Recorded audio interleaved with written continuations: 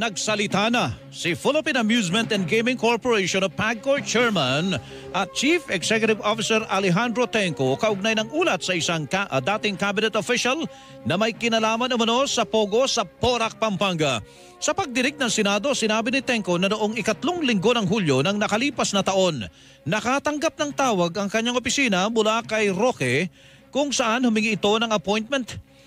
July 26, 2023 nang pumunta sa kanyang opisina si Attorney Harry Roque kasama si Catherine Cassandra Ong na authorized representative ng Lucky South 99 at nakipag-usap sa kanya kasama si Attorney Jessa Fernandez na siyang hepe naman ng Offshore Gaming and Licensing Division ng PAGCOR. Nakiusap umano si Roque na tulungan si Ong dahil mayroong arrears ang kanilang kumpanya na $500,000